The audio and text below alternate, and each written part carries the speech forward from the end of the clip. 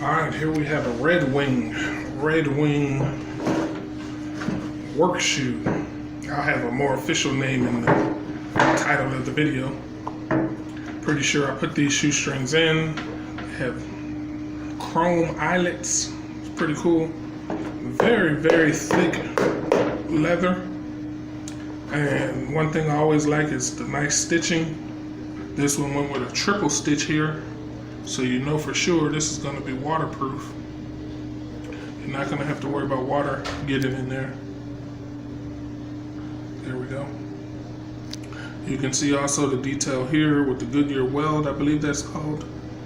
It's got stitching up against the leather and stitching up against the sole of the shoe. Again, like the Timberland boot that I reviewed, this is very, very hard rubber. It's not going anywhere. I wear the heck out of this shoe, and you can see what the base looks like, the heel. I pretty much drag my feet, but you can barely tell with this grade of rubber. Very, very hard, very, very dense rubber. The stitching is golden here. It's like art to my eyes. When you see that much detail and care going into the stitching. On several shoes, I've shown you the fit and finish is lacking here, where they'll have materials from the inside of the shoe poking out. And clearly they did not take shortcuts there. The stitching goes from there, uninterrupted all the way around. The shoe gives you the aesthetic, visual aesthetic of a hole cut shoe, because these lines are so continuous, and then this is a closure system for the heel that you usually find on a hole cut shoe. So aesthetically, it really feels like a high-end shoe.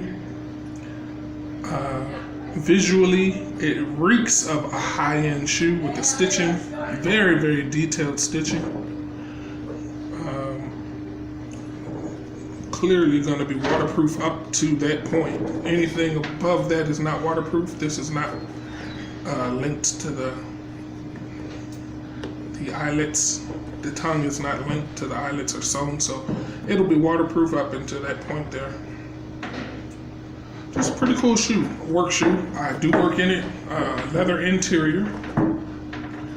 This part is a fabric covering the rough leather of the outside. Leather sole,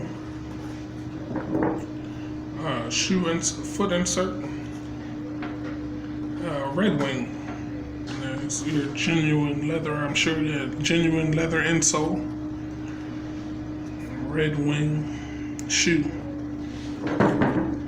But yeah, very high quality shoe, very nicely done. Redwing. Very happy that I was able to pick this up. That is non-slip. Usually it says non-slip on there. It may have it. I may have just worn it out. But typically with that type of sole is non-slip for oil. I'm in a truck driving, so this type of shoe is perfect for a semi-truck driver.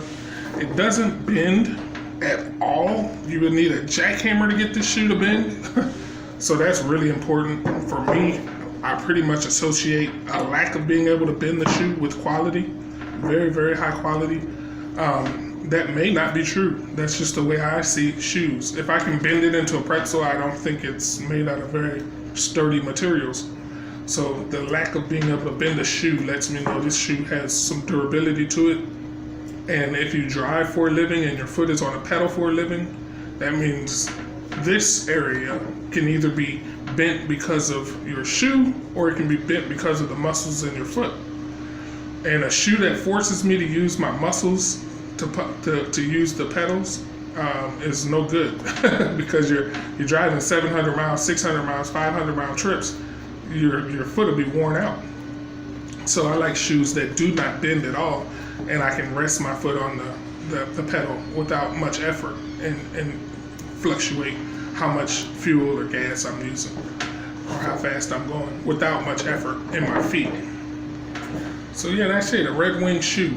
Very, very well made. I expect this shoe to last me years and years and years. It is very difficult to break this shoe in. I've had it only one season, and this area here is really at war with my pinky toe. Shoe fits beautifully. As you can see, that's narrower than the average foot. The width is a beautiful width on the shoe. Just this area here, I can tell it's going to take probably a year for me to wear it in where it fits like a glove and no longer abrasive to my pinky toe. I don't blame Redwing for that. Pretty much every shoe I put in has that issue. I have that issue with. And it's just a matter of time breaking it in. If I didn't have so many shoes, I would have broken this in a long time ago, but because I switch, it takes forever for my shoes to break in.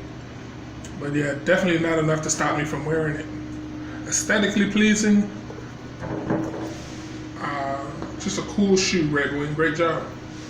You all let me know what you think. This is watch and shoes. Watch is Invicta Nautilus. Russian diver, 1,000 meter day date. You'll have to check out the Invicta watch box video to find out more about that watch, because there's so much more in this watch. It would take over my video and I don't want to do that. So this has been another episode, like I said, of Watch and Shoes. Watch and Shoes. That's a Redwing work shoe.